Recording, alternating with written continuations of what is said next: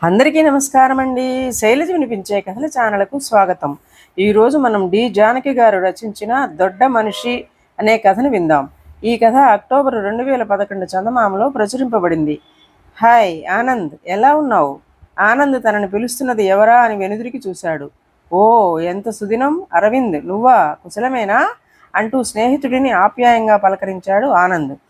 తామున్నది గుడిలో అని మరిచిపోయి మిత్రులిద్దరూ కౌగిలించుకున్నారు. వీరిద్దరూ 10వ తరగతి వరకు ఒకే పాఠశాలలో చదివారు.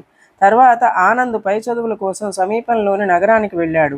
తర్వాత అతడు ఇంజనీర్ అయి ఒక పెద్ద సంస్థలో మంచి ఉద్యోగం సంపాదించాడు. అరవింద్ ఇంజనీరింగ్లో డిప్లొమా పూర్తి చేసిన తరువాత సొంత పట్టణంలోనే చిన్న దుస్తుల కర్మాగారం పెట్టాడు. చుట్టుపట్ల గ్రామాల్లోని పేద మహిళలను ఉద్యోగాల్లోకి తీసుకుని నిజాయితీగా వ్యాపారం నిర్వహించేవాడు. మిత్రులిద్దరికీ పెళ్లిళ్లు జరిగి పిల్లలు పుట్టారు. అయితే ఎవరు ఏ పని చేస్తున్నారన్నది వీరిద్దరికీ తెలియకుండా పోయింది. చాలా కాలం తర్వాత కాకతాళీయంగా వీరిద్దరూ ఆలయంలో కలుసుకోవడం తటస్థించింది. పరస్పరం మాట్లాడుకుంటూ ఉండగా ఆనంద్ తన జీవిత శైలిని మిత్రుడి జీవిత శైలితో పోల్చుకోకుండా ఉండలేకపోయాడు. అరవింద్ పట్టణంలోని తన పాత ఇంటిలోనే కుటుంబంతో ఉంటున్నాడు. అరవింద్ సాదా జీవన శైలితో తను బతుకుతున్న తీరును పోల్చుకున్నాడు ఆనంద్.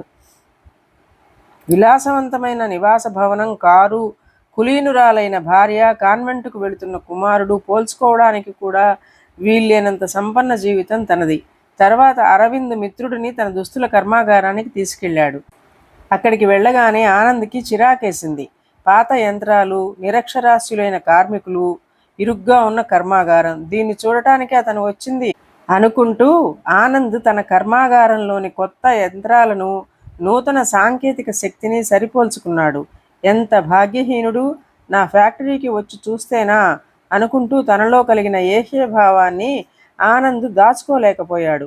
మిత్రుడి మనస్సులో చెలరేగుతున్న భావాలను అరవింద్ పసిగట్టాడు. ఆనంద్, అధునాతన కర్మాగారంలో పనిచేస్తున్న నీతో పోలిస్తే నేను నడుపుతున్న ఈ షెడ్ని కర్మాగారంగా పిలవను. నా దగ్గర పనిచేస్తున్న వారిని నీ కింద ఉండే నిపుణ కార్మికులతో పోల్చలేను. నా వద్ద పనిచేస్తున్న వారు ప్రధానంగా భర్తను కోల్పోయిన వారు, వికలాంగ మహిళలు, అనాథలు. నిజం చెప్పాలంటే ఈ కర్మాగారాన్ని లాభం కోసం నేను నడపడం లేదు. నా తండ్రి పదే పదే నాతో చెప్పేవాడు, కుటుంబాన్ని పోషించడం అనే స్వార్థ చింతనతో మాత్రమే మనం సంపాదించకూడదు. ఇతరుల కోసం కూడా మనం పాటుపడాలి. నిరాశ్రయులకు, పేదలకు సహాయ హస్తం అందించాల్సిన విధి మనపై ఉంది. వాళ్ళు గౌరవంగా బతికేలా చూడాలి. మీ సంస్థలో ఉన్నతాధికారిగా పనిచేస్తూ నువ్వు పొందుతున్న దానికంటే అనేక రెట్ల సంతృప్తిని నేను పొందుతున్నాను. ఆనంద్ తెల్లబోయాడు. అరవింద్ చెప్పింది నిజం. తాను తన భార్యాపిల్లల కోసం బతుకుతుంటే తన మిత్రుడు ఇతరులను గౌరవంగా జీవించడానికి సహాయం చేస్తున్నాడు. అలాంటి మిత్రుడిని తనకంటే అల్పుడుగా చూడటం ఎంత మూర్ఖత్వం!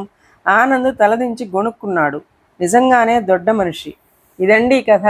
ఈ కథ మీకు నచ్చినట్లయితే లైక్ చేయండి, షేర్ చేయండి, కామెంట్ చేయండి, సబ్స్క్రైబ్ చేసుకొని నన్ను ఎంకరేజ్ చేయండి.